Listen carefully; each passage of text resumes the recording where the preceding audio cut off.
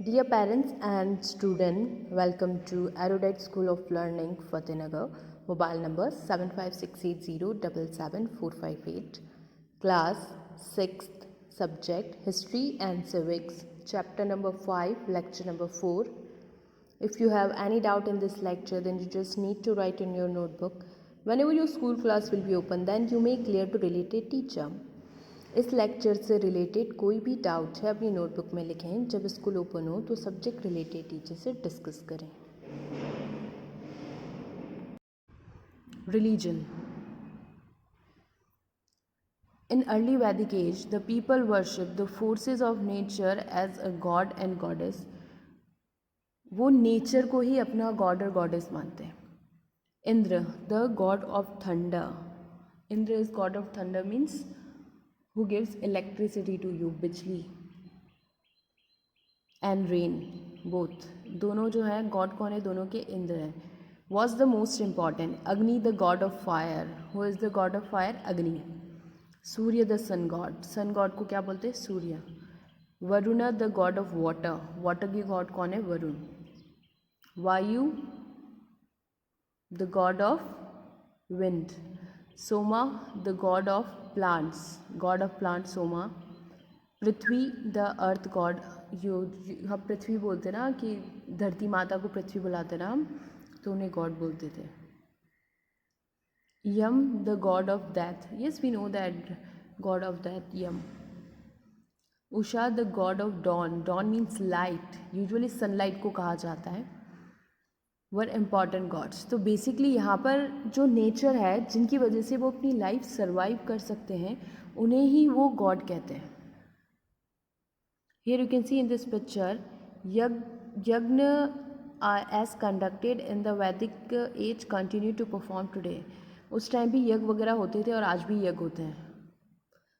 अगर हमने घर पर कोई भी पाठ करवाया, लाइक सुंदरकांड का पाठ करवाया है, दुर्गा सप्तशती का पाठ करवाया है, कभी कोई सत्यनारायण की कथा होती है, ऐसा कुछ भी हम करवाते हैं, तो यज्ञ इम्पॉर्टेंट है. यज्ञ हमेशा कराया जाता है. ऐसा कहा जाता है कि इससे आपकी जो हमारे घर का है वहाँ पर एक पीसफुल एनवायरनमेंट क्रिएट होता है. यज्ञ और sacrifices were common rituals. These are the common rituals.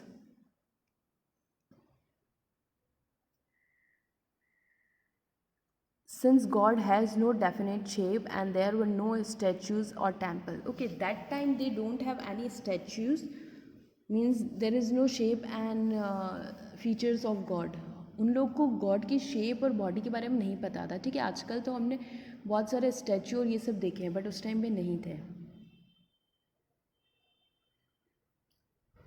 The mode of worship was performed of sacrifice, which include chanting of Rigved hymns and making offering of grain, ghee and milk. Usually क्या होता है, जो यज्ञ होता है, यज्ञ में क्या होता है कि जो ऋग्वेद में जो चैंटिंग्स लिखी है, जो मंत्र लिखे हैं, उन्हें वो पढ़े जाते हैं. प्लस यज्ञ में बहुत सारे फूड ग्रेन्स होते हैं, वो फूड ग्रेन्स ऑफर किए जाते हैं. People pray for good health, cattle and for birth of son. Usually यज्ञ करने का क्या मोटिव होता था? यज्ञ इसलिए किए जाते थे, जैसे आर्यवर्ता, letter Vedic as. The Indo-Aryans gradually moved further eastwards and settled in the Gangetic Valley. Okay. पहले कौन से रिवर के वहाँ पर सिचुएटेड थे? अर्ली वैदिक एज में near to, around to Saraswati river. Then after they shifted to Gangetic Valley. The entire religion under their control and come to be called Aryavarta. So the later Vedic age is known as Aryavarta and early Vedic age is known as Brahmavarta, which means the land of Aryans. What they called? Land of Aryans. This statement took place in what is known as the later Vedic age. This settlement took place in what is known as the later Vedic age, which lasted from 1000 BCE to 600 BCE. This period is known as later Vedic age. A panel from a later period depicting a yagna being performed. Okay listen, ये जो image है इस image में जो ये statue बना हुआ है इमेज के अंदर, इसके अंदर आप देख सकते हैं कि यज्ञ का प्रोसेस चल रहा है. देखिए यज्ञ का प्रोसेस चल रहा है, हवन हो रहा है. सो इसका मतलब हमें ये चीज़ क्लियर है कि लेटर हो या अर्ली, दोनों वैदिक एज में यज्ञ किया जाता. Let's read on to find out about life in the later Vedic age. Political life. In the later Vedic period, tribal units expanded to form kingdom. Okay, in early Vedic age, the Jan tribes have their small area and they are satisfied there. But in later Vedic age, tribes is converted into kingdoms. Means later Vedic age में लोग अपने kingdoms को बढ़ाने लगे है ना, कि हमारा एम्पायर बड़ा होना चाहिए.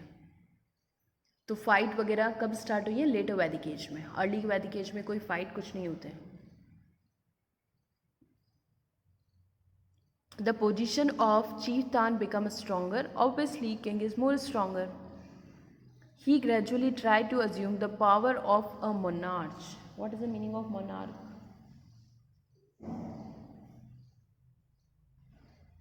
किंग और हेड को मोनार्क कहा जाता है. Monarch. The role and the character of the sabha and samiti change. Kingship gradually become hereditary. पहले क्या होता था कि जो ग्रुप ऑफ समिति है या सभा है वो डिसाइड करते थे कि क्या करना है, क्या होना है फ्यूचर में. बट धीरे धीरे किंग जो होते थे वो जनरेशन टू जनरेशन चलने लगे कि अभी राजा किंग है, फिर उसका सन है वो प्रिंस बनेगा, फिर वो किंग बनेगा, फिर उसका सन है वो प्रिंस बनेगा. ये हेरिडिटी होने लगा. पहले हेरिडिटी नहीं था, पहले कमिटी डिसाइड करती. The king were in charge of defence and maintaining law and order in their kingdoms. Yes, king is the head and he maintain the laws and orders. They tried to extend their territory. As a result, frequent wars were fought. Because of expansion of territory, the frequent wars were happen. ठीक है, जैसे जैसे लोगों को अपनी territory expand करनी थी तो वॉर जो बहुत ज़्यादा होने लगे. The king also perform several yajna और sacrifices. When a king ascended the throne the Rajasuya yajna was performed. Okay, ascendant means जब राज्याभिषेक होता है राजा का तो उस टाइम भी एक क्या बोलते हैं यज्ञ किया जाता है जिसे कहते हैं राजसूय यज्ञ. After this yajna, the king had supreme powers in the area. Another important yajna was the Ashwamedh yajna, which was performed by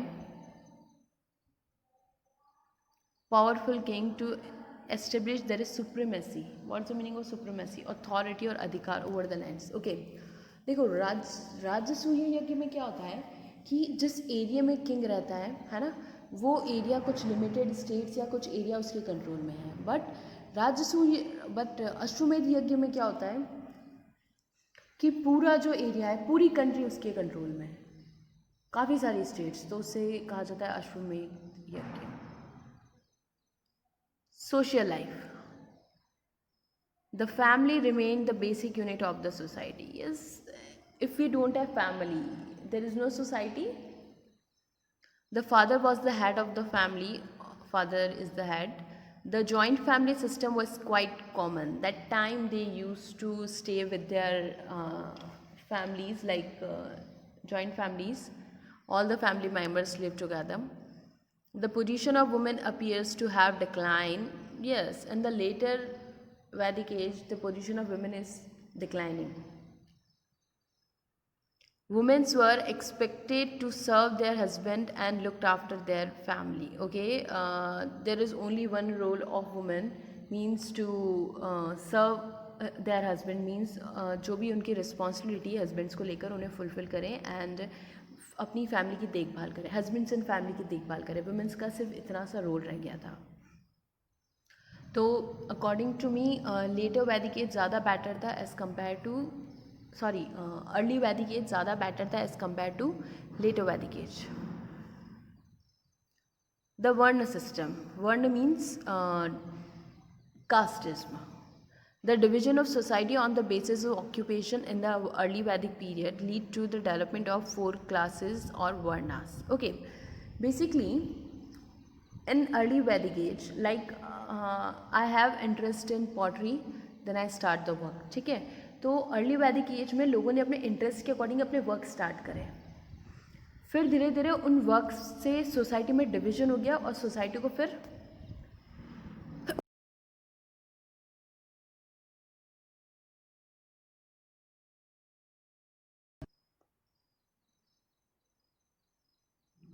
society को फिर 4 क्लासेस में डिवाइड किया गया.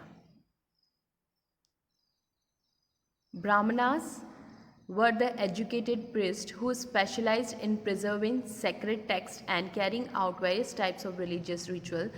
They also imparted education. What's the meaning of imparting? Teaching. Okay, so number 1 class is Brahman. In Brahmin, they were educated priests and their work is to preserve their sacred texts and carry out the religious rituals, and the last one to teach the society. तो basic क्या क्या Brahmins के क्या work थे. Number first, वो लोग actual में ऐसा कहा जाता है कि एजुकेटेड लिटरेट जो थे वो सिर्फ ब्राह्मण थे उस टाइम पे, है ना. लिटरेरीज जितनी भी हैं, जो डॉक्यूमेंट्स हैं, रिटन डॉक्यूमेंट्स, वो सब सिर्फ ब्राह्मण्स रीड कर सकते हैं, वेद वगैरह सब कुछ, है ना. तो उनका काम ही ये था कि वेद वगैरह बुक्स वगैरह रीड करनी है और उनके बारे में जो ज्ञान है, जो नॉलेज है, वो लोगों को प्रोवाइड करना है. सो जो टीचिंग करवाते थे वो ब्राह्मण्स करवाते थे, लाइक जो गुरुकुल जो चलते थे, ये सब चीज़ें. Kshatriya were in charge of protection and administration of the land. What's the work of Kshatriya? To protect land and society and maintain the administration. तो क्षत्रिय जो होते थे, जो राजपूत होते थे, उनका क्या वर्क था कि लोगों का मतलब लोगों का और अपने क्या बोलते हैं उसे, किंगडम का, उसका ख्याल रखना.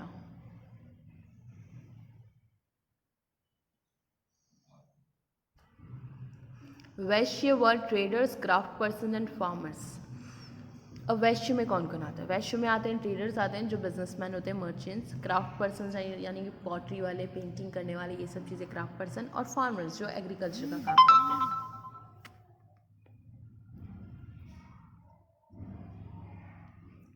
Shudra were the laborers forming the lowest rung of Vedic society and were meant to serve the 3 upper class. Shudra is the lower caste, like ST SC peoples, and their work is to serve the upper 3 class. तो शूद्र का क्या काम था? आज की date में जो हरिजन और ये सब लोअर कास्ट होती है, वो सब शूद्र का पार्ट है.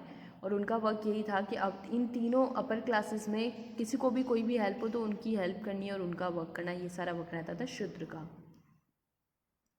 RUNG मतलब क्लास.